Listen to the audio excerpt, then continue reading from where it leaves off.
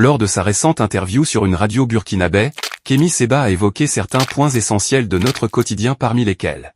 Mais j'ai dit que ce n'est pas parce que on se réunit tous contre l'arrogance de l'oligarchie occidentale que nous allons accepter, et vous pourrez checker, peut-être mettre ça dans l'émission, que nous allons accepter que la Russie songe, ne serait-ce qu'une seule seconde, à vouloir reproduire le processus colonial que les Africains ont subi de la France.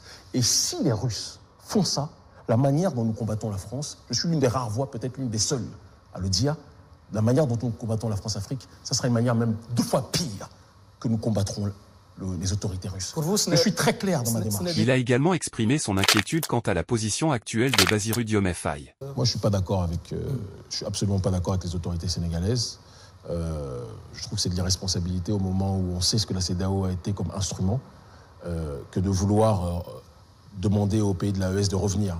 Moi, ce que je pense qu'il va se passer, le temps me donnera raison ou pas. Le panafricanisme, il est également en marche au Sénégal, non?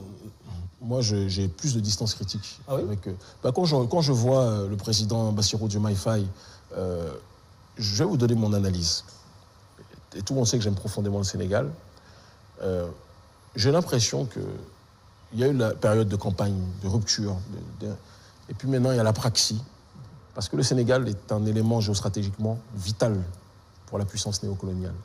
Et même s'il va avoir la renégociation de certains contrats, il n'y aura pas la rupture annoncée. C'est ce que je crains. Je peux me tromper, je prie pour. Mais quand je vois Diomaye Faye qui demande à réintégrer les pays de l'AES, moi je pense que c'est une faute politique.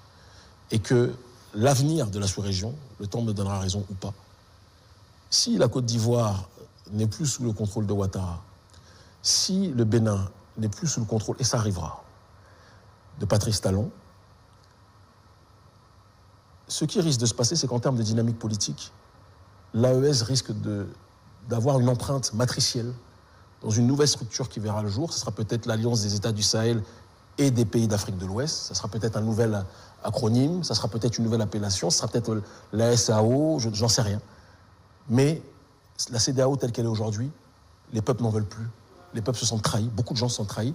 Je ne parle pas... Diomaye Faye à venir, il faut qu'ensemble, on puisse de l'intérieur transformer les choses. Les révolutions de l'intérieur ont montré généralement qu'elles échouent. Et de ce que je vois de Diomaye Faye, je le sens beaucoup plus aspiré par un système qui l'a précédé que lui qui aspire le système. C'est ce que je pense. Donc moi, en tout cas, je souhaite bonne chance là-bas, mais je me sens beaucoup plus proche, clairement, d'un pays comme le Niger, d'un pays comme le Burkina, comme le Mali, que de la gouvernance de Diomaye Faye aujourd'hui, très clairement. Kémi Séba a également évoqué sa probable candidature à la prochaine élection au Bénin. Kémi Séba, candidat à la prochaine présidentielle au Bénin? Vous savez, on est dans un pays... Parce qu'on en entend parler. Hein. Oui, beaucoup de gens, on ne va pas le cacher, beaucoup de gens au Bénin le souhaitent, mais je vais être très clair. Comment parler d'élection quand le code électoral exclut les 3/4 des candidats, et pour le coup, qui n'ont pas le droit de concourir? Auparavant, il y avait des candidatures libres qui étaient autorisées. Et c'était le meilleur gagne, celui qui était le plus capable de toucher le peuple. Patrice Talon a cassé l'opposition, a exclu l'opposition. Et les gens disent... C'est pareil au Sénégal. Écoutez bien, écoutez. Les parrainages. Non, parce que la différence, c'est que les parrainages, ça ne nécessite pas qu'il y ait un parti homologué par le pouvoir qui puisse se... C'était pas pareil. Tout ça pour vous dire, et pour répondre à votre question qui était importante, que moi, je serai dans les institutions au Bénin prochainement. Ah oui? C'est sûr. Non, ça viendra tôt ou tard. Mais j'ai le temps, ça peut être dans 10 ans, dans 15 ans, dans 2 ans. Mais je ne participerai pas à des élections truquées. Et tant qu'il n'y aura pas de modification du code électoral, il n'y a rien qui pourra se faire. Et il n'y aura pas d'élection, écoutez bien ce que je vais vous dire, parce que c'est très important, il n'y aura pas d'élection avec ce code électoral-là. Il n'a pas enfin hésité à exprimer son appréciation pour le travail d'Ibrahim Traoré au Burkina Faso. Et aujourd'hui, il y a le président Traoré.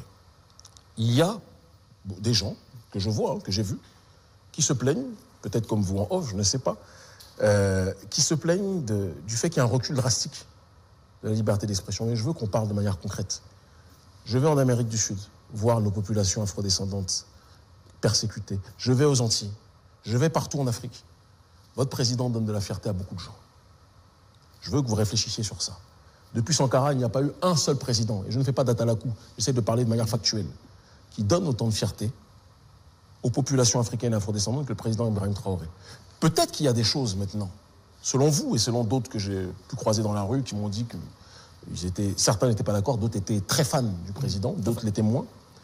Moi, j'entends tout le monde. Mais je retiens un adage qui dit « Certains essayent de cracher dans le puits pendant que d'autres essayent d'y prendre de l'eau. » Moi, je vois le verre à moitié plein, pas le verre à moitié vide. Votre pays est en guerre, comme la plupart de nos pays dans la sous-région. Et on a un président qui a décidé de couper le cordon de manière factuelle et viscérale face à la puissance coloniale. Et ça, je pense que rien que pour cela, on devrait être dans une démarche de l'encourager. Et s'il y a des choses que vous estimez, parce que ça c'est votre responsabilité, ce n'est pas la mienne, qui ne vont pas ou qui doivent mieux aller, ce n'est pas au moment où il est au front avec les autres qu'il faudra peut-être aller le voir et échanger pour ceux qui le peuvent avec lui. C'est mon point de vue, et je parle en tant que leader d'opinion panafricaine. Donc les opinions ne doivent plus être exprimées publiquement, non, vous voulez dire, je pense que procéder autrement. Non, je dis que quand il y a un leader émancipateur, très clairement, quand on a un leader qui lutte contre le néocolonialisme, et ça me fait penser à Sankara.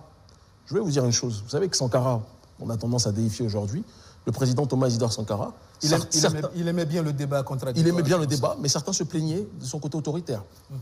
Et j'ai l'impression qu'on a tendance à l'avoir beaucoup oublié ici au Faso. Beaucoup de gens se plaignaient, on peut retrouver des articles, des coupures de presse encore, beaucoup de gens se plaignaient de son côté. Peut-être aussi que si on les avait écoutés, Sankara serait encore là. Je suis pas sûr. Merci beaucoup si vous êtes avec nous jusqu'ici, faites-nous surtout le plaisir en vous abonnant à cette nouvelle chaîne panafricaine, bye bye.